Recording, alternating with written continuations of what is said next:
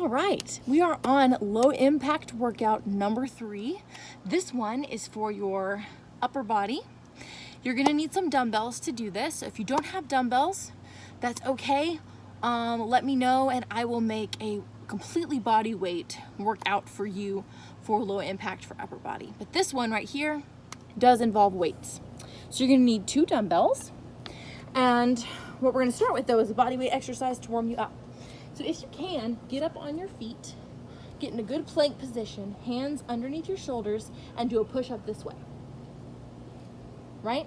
But if you can't do a push-up this way, then I want you to go onto your knees and do it this way.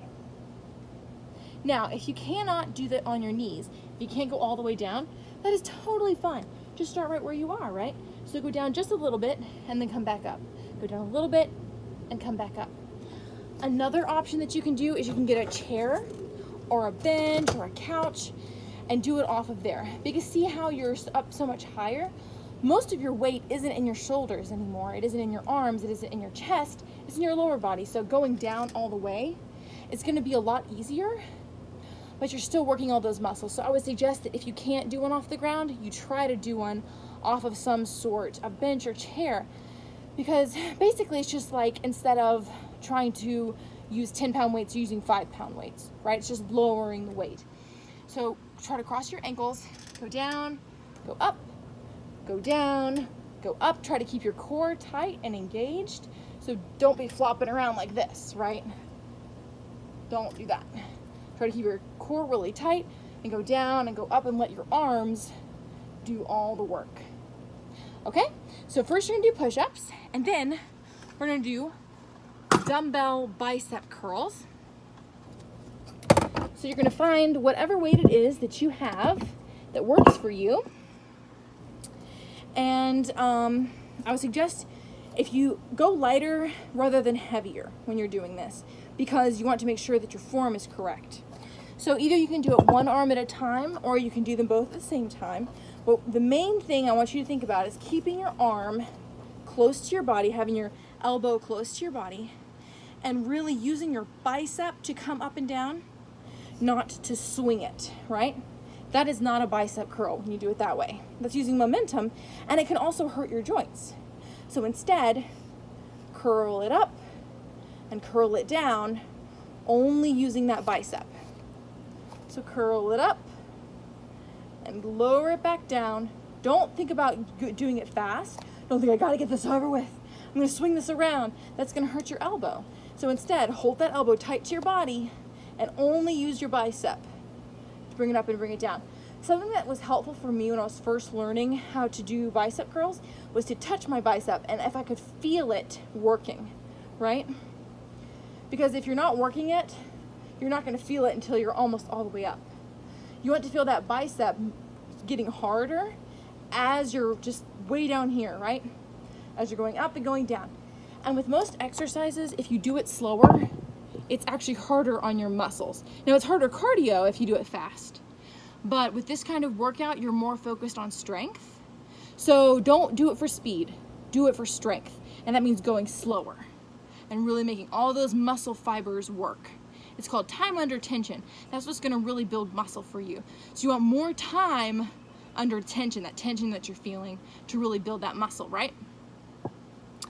After we do that, we're gonna do tricep dips.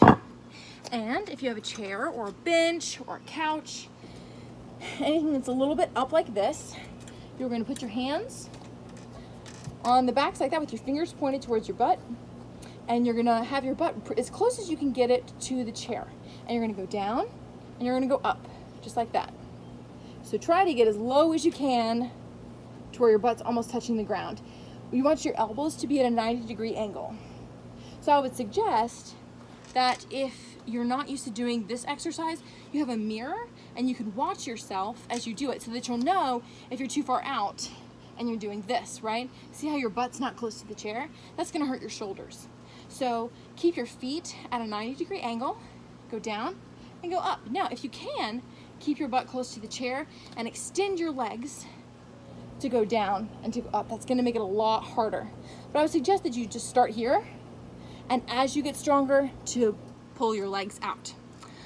All right, next we're going to do plank shoulder taps. So we're gonna do a plank. And you're going to get into that plank position, feet up. And remember, if you can't do this for a long period of time, then I want you just to tap your shoulder and then go back down. And take a breath and then come back up, tap your shoulder, come back down. Take a breath. Now this is gonna work on balance and strength, right?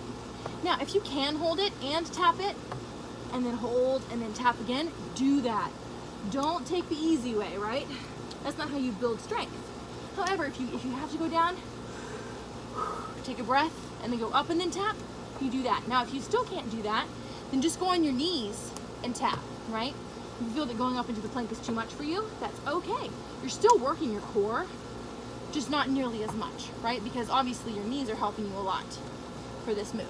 So that's the plank shoulder tap move. Next, we're gonna do a dumbbell shoulder press. So again, it's better to use a little bit lower weight, but have good form than to just be throwing heavy weights around, right? So what you're gonna do is you're gonna bring your dumbbells up and you're gonna press. And you're only gonna bring them down to here. Don't bring them all the way down to where they're touching your body, but bring them out in a 90-degree angle, like you're making a rectangle with your arms, and then go up and go down. Now, your body form is important. I want you to really be pushing those hips forward and be using your abs, really clenching your abs as you're going up and as you're going down, because that's gonna protect your back.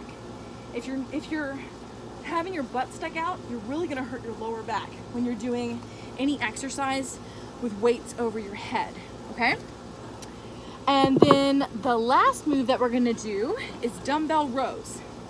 So what you're gonna do is you're gonna get your feet a little bit out like this. You're gonna bend over. Now I want you to stick your butt out, right? Not for the shoulders, but for this one you are. You're gonna stick your butt out a little bit. Don't arch your back though, have a straight back. And then you're going to turn the dumbbells so that you can see your palms and your fingernails, and you're bringing it up and down. And you're going to imagine that you're pinching a pin or a pool noodle or something in between your shoulder blades. Just like that. Bring it up, bring it down, right? Really imagine that you're trying to pinch that pool noodle or pinch that pin in between your shoulder blades. Okay? And that is the end of upper body low impact workout number 3. Remember, you're gonna repeat all of those exercises with all of those reps 2 or 3 times. Don't just do it once. Now, if that's all you can do and you're wiped and you're done and your muscles are burning, then that is great, because you know that that is the point where you're building muscle. But you do need it to burn a little bit. You need it to ache a little bit, because that's where the change is gonna happen, where it's a little bit uncomfortable. I hope you guys are having a great day. Remember, you can always DM me on Instagram. You can email me, or you can comment in the comment section. I want to hear your concerns. I want to hear your questions, and I want to make exercise and health the best experience possible for you. I will see you in my next video.